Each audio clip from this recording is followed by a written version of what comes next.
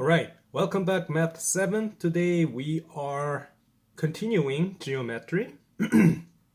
I call it lesson number 3, which involves angular bisector.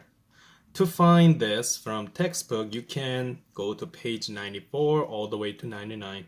Don't forget that electronically you can also access to textbook because I put it as a PDF file. Let's do a quick review. For the first lesson, lesson number 1, we'll learn about parallel line construction. So how can we use ruler and compass to create, a parallel line, which does not intersect each other, even if you extend both of the line segments. Lesson number 2 was involved perpendicular line, which is you have to intersect, which is opposite of the first example or first lesson parallel. However, it has a specific condition. You have to have 90 degree. And we also learned perpendicular bisector, which is how can we divide this single line, and it doesn't matter, it can be horizontal, diagonal, vertical, as long as you divide that into half and have 90 degree. Today's lesson involved angular bisector. So if I describe this term into two different sections, bisector is a fancy way of saying divide by 2. If I use a symbol, it means that. Angular is, well, it's adjective form of angle, whatever degree. And it can be 40 degree, 60 degree, whatever. If I combine these two meaning together, that means basically dividing any angle by 2 is what we have in conclusion. And basically that is a definition. You are trying to divide a certain angle that is created by two line segments, and we are trying to divide it by 2. And the material that we need, like what we did before, we need number 1, ruler, and number 2, compass. You need this too. We are learning only one skill. Now, textbook definition of angle bisector is basically we are creating a line. So the line that divides an angle into 2 equal parts. So if you want to know the textbook type of definition, this is the one. It doesn't have a lot of memorization. It is skill, and I'm gonna put step by step. So please follow through. Classic example. Now let's create any random angle.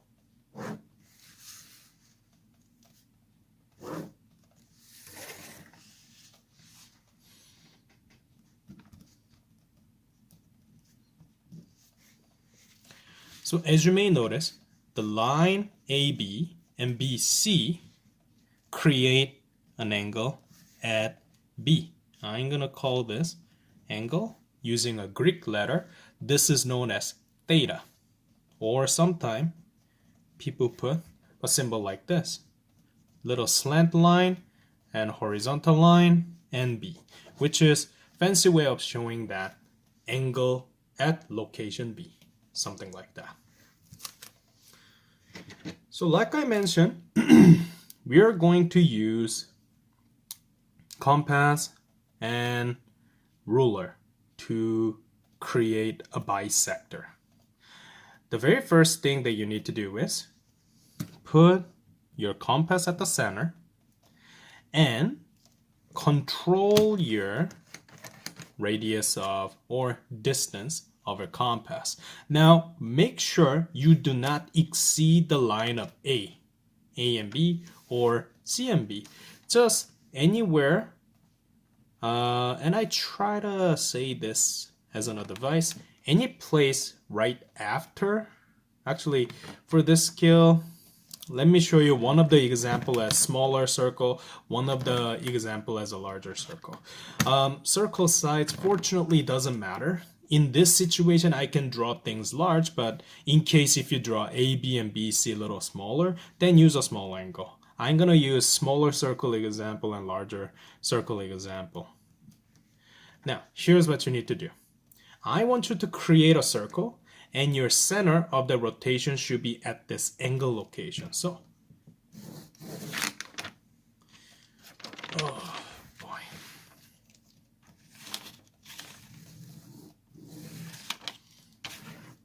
And here's the thing. As you may notice, you don't have to create the whole circle. Some people make the whole circle. Feel free. Now, this is my step number 1. Step number 2. Can you see that I have an intersection point over here?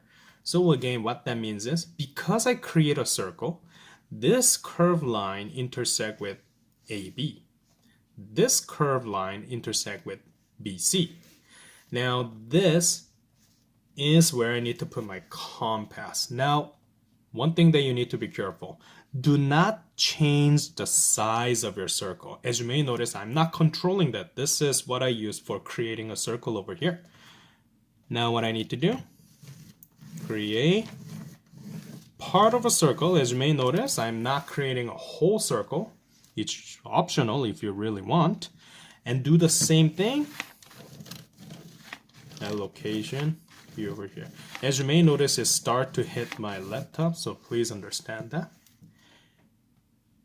So this is step number 2. Creating a same size circle at intersection point above and below. And what I need to do is this intersection point that you have by creating a second and third circle, I need to connect that to my point B or any point that has an angle. There you go. And once you create this, I'm going to call it D. It doesn't matter which alphabet that you use. And what I will have is, now I don't have one angle, I have one angle from B to A and B to C. And these two angles are equal together.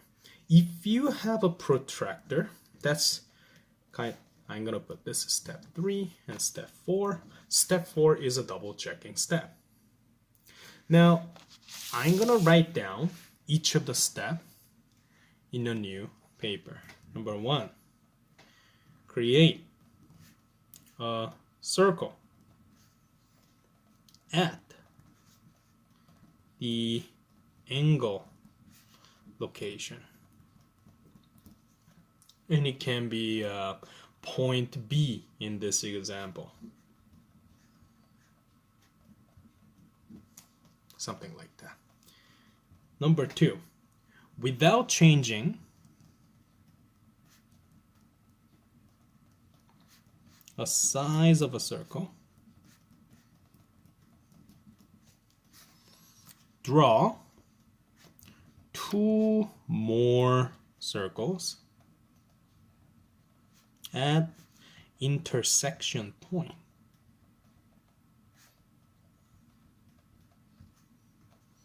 And number 3 is basically create a line that pass an angle location to a new intersection point. In this case, this is angle B and my point D at this situation. Step number 4 is optional. Double check if 2 bisected angles are similar using protractor.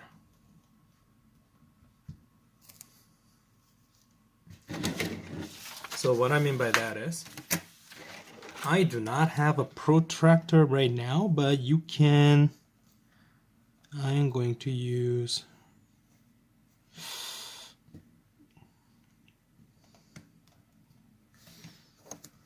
I don't know whether you can see it well or not. There's a 0.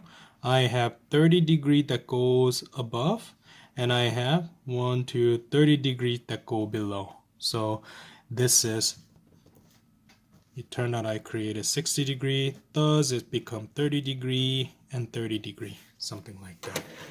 Number 4 step is basically your double checking step.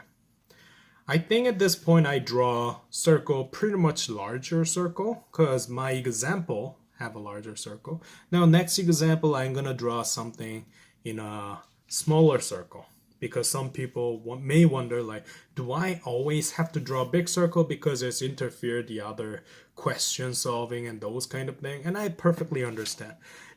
If I give you conclusion first, you do not have to draw a big circle like what I have been doing in here. So let's do the other example. And this is, of course,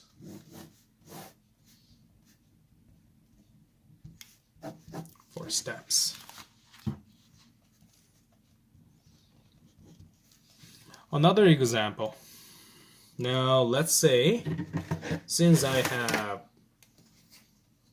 a ruler with the end that goes like this, why don't I create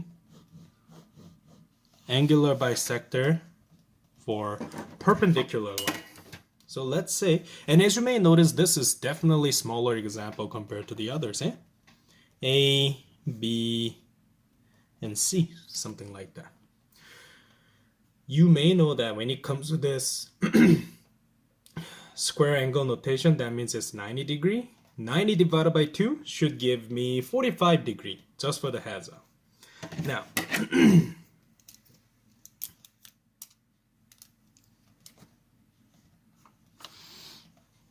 oh, the problem is I have really bad compass that cannot be smaller than that. So if you don't mind, I'm just gonna extend just a little bit. If you are using the same type of compass like what I bought, feel free. Still, it's a smaller angle and line components than others. First step, draw any size of a circle as long as you decide your angle as a center of rotation. So many obstacles. My first step, I draw basically a circle that have a center of rotation at B and like that. I didn't change my size of the circle. In fact, I'm using this smallest radius that I can have. And now I see 1 intersection point and 2 intersection point. Doesn't matter where you start creating another circle, but I'm gonna create one at a time. Don't need to draw a full circle as long as you can find intersection point afterward. Voila. I created one circle and another circle, and this point over here, I can say D, or you can do C, D, E, F. You got the idea. H, I, J, K. And my last work is connecting this new point D with my angle B.